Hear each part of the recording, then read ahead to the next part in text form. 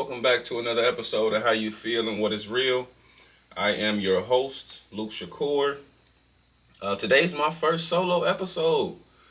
I recently had a few cancellations from some of my guests, and it's crazy. I meditated on it this morning. I actually had a guest cancel yesterday for, health reasons. But I meditated on it this morning, and it was the meditation on my app was surrounding community and how you are simply just enough by being yourself. And it was all the confirmation I needed.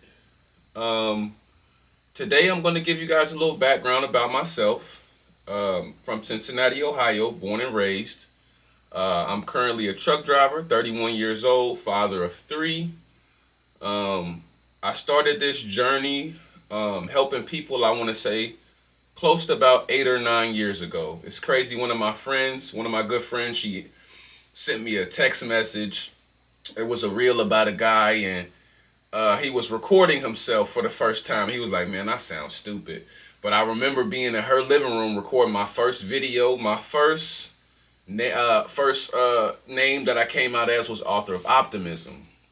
I used to record videos, self-help videos, videos talking about myself, things of that nature. So what I did was I was nervous as hell.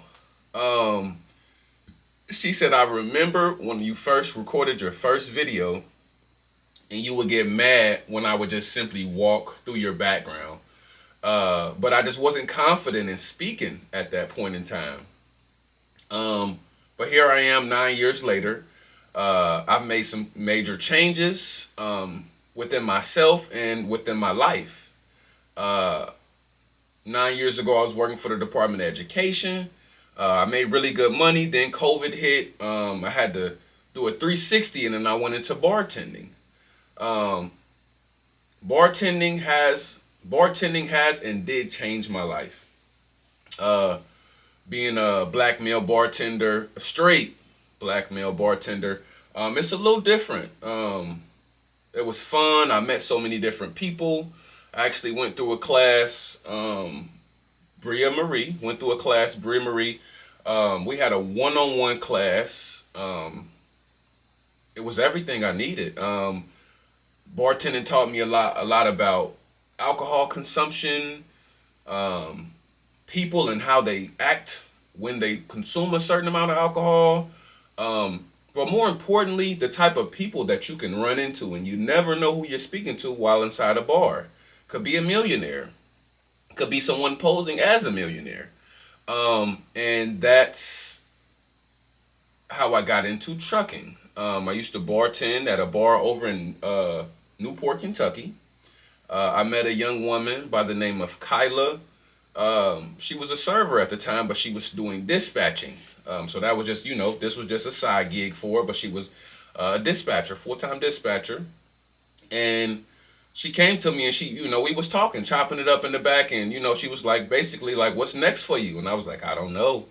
I'm figuring it out. She suggested, I know I'm saying a lot. Bear with me. This is my first solo episode, so shut the... So I'm speaking to Kyla, and she suggested that I go to trucking school.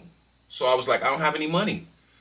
I ended up going through a program through Hamilton County. They paid for now mind you, at the time I wasn't making a lot of like on paper money. I might have been Instacart and doing this and that on the side and still bartending, but I didn't make a lot of on paper money. And it was perfect for me. I ended up qualifying for the program. They paid almost $6,000 worth of schooling for me, paid for me 2 tries at my test, and that's how it came about. I ended up going to a trucking school out in Hamilton, Ohio. I completed the courses within 6 weeks. I had my test 3 weeks after that. And I think all in total, within 3 months, I was a certified, what's the CDL stand for? Certified driver's license. I was a professional driver. It changed my life. And that's why I'll forever be in debt to Kyla. one of my still a really good friend to me today. And when I got into trucking, it gave me all the space I needed to find out who I really was. When I got into trucking, I got into meditations, I got into saunas, I got into health and fitness. I first started hauling fuel. Now, if anybody knows anything about the trucking industry, if you're working for a company straight out of school and they offer you a job hauling fuel, nigga, you need to run. Let me say that. Because most companies that haul fuel, you got to have at least a 2-year experience. I'm not going to mention the name of the company, but it was a mom and pop company. Training wasn't the best. It was kind of like, I'm going to send you with a driver for a couple of months. They're supposed to be able to do a training job. Hopefully they do their job.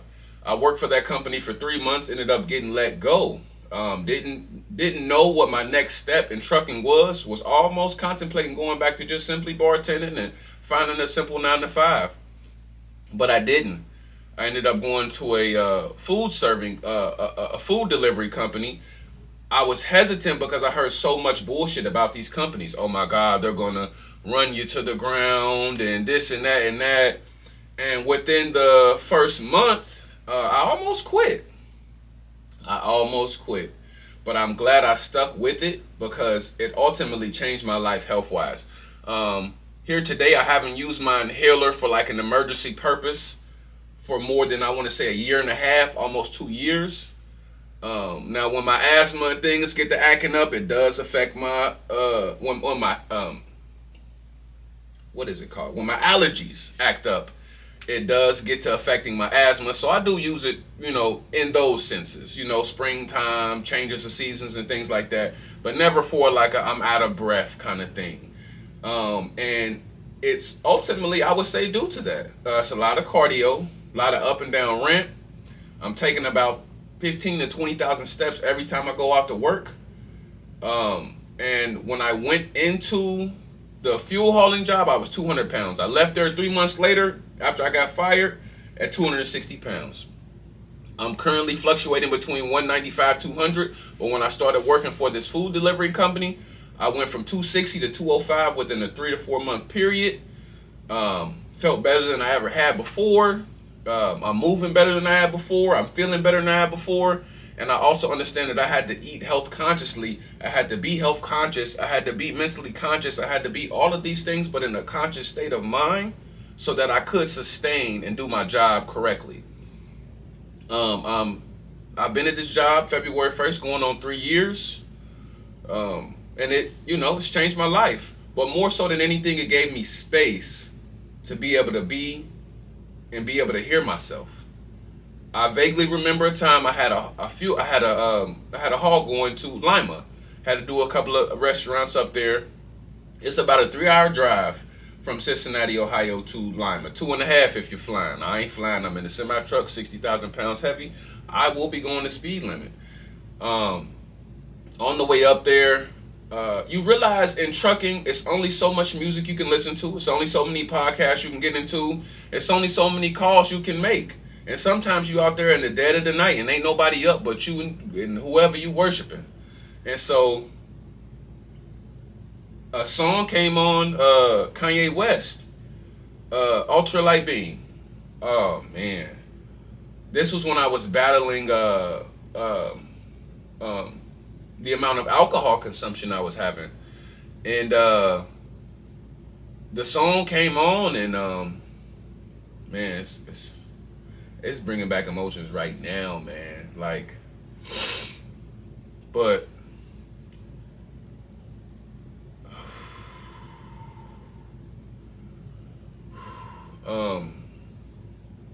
the song Ultralight Beam came on, and oh my God, and Kelly Price's verse came on, and I had just recently got drunk a few days before, and I didn't fully understand why I was consistently poisoning my body like how I was, and only to feel like shit the next day. And it gave me enough space to feel and to think and That the so why sin and prejudice not blessings? Why oh why'd you do me wrong? It spoke to me on so many different levels. Then the chance to rap it, they come for you. I will shield your name. I will field their questions. And I literally had to pull over, and I broke down crying. I realized ultimately at this time I had been betraying my body.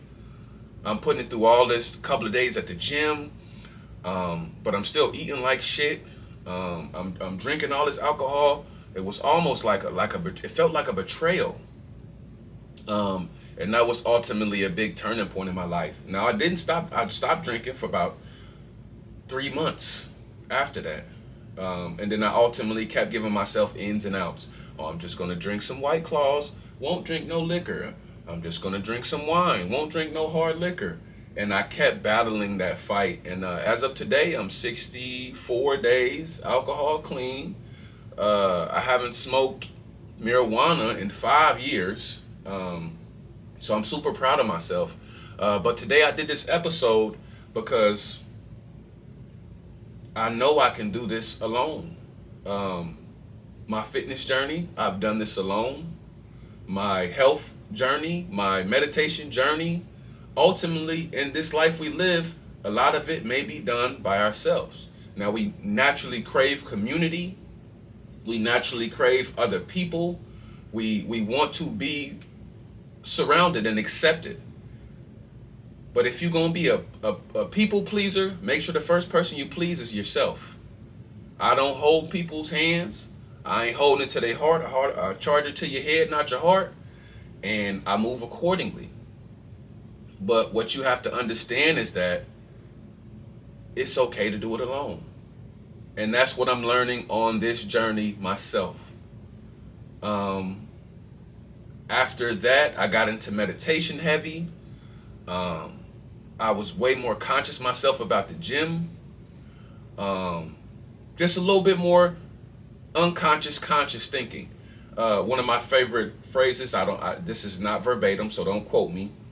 Until you make the unconscious conscious, you will live your life and you will call it fate. I adjust real time. If I'm speaking negatively about somebody, I adjust real time. My unconscious is in reality, my conscious.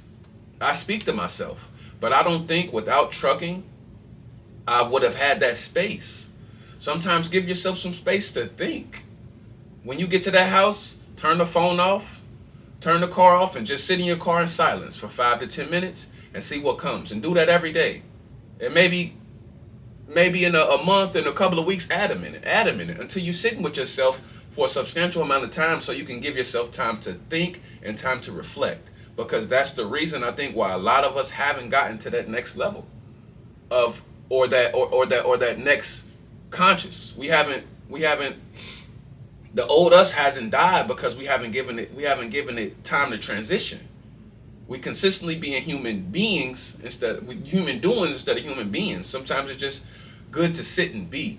So as a 31-year-old truck driver, I can't say truck driving changed my life in the space of I have a lot of alone time.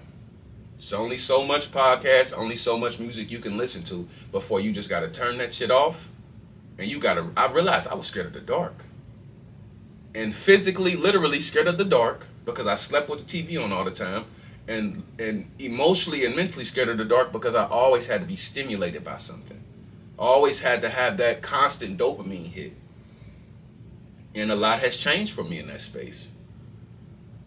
And yeah, here I am.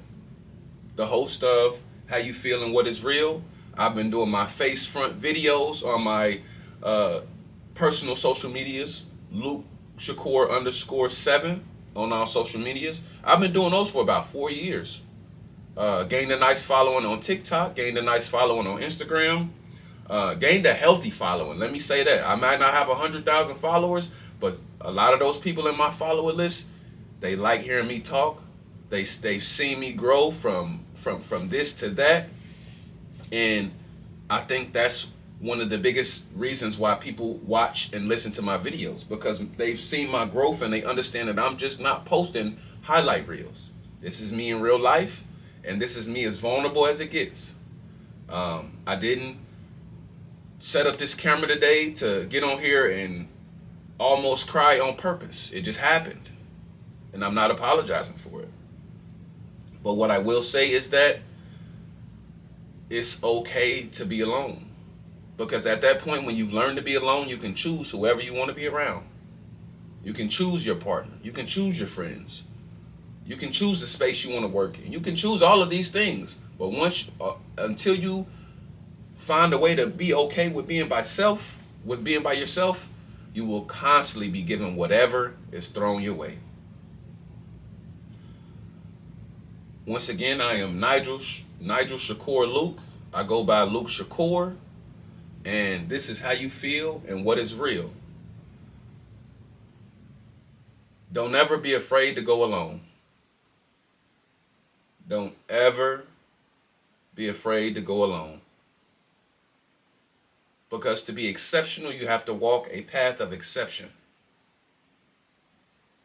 You won't be going down that tunnel where there's 100 people and they're doing what the masses is doing. If you do what everybody else is doing, you're going to have everything everybody else is getting. To be of exception, you got to be, I know y'all see the meme, that 100 people tunnel and that one.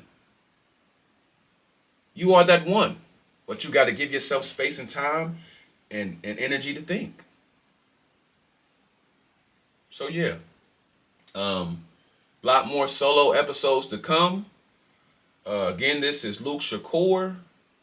On all social medias, Luke Shakur _7. This is how you feel and what is real.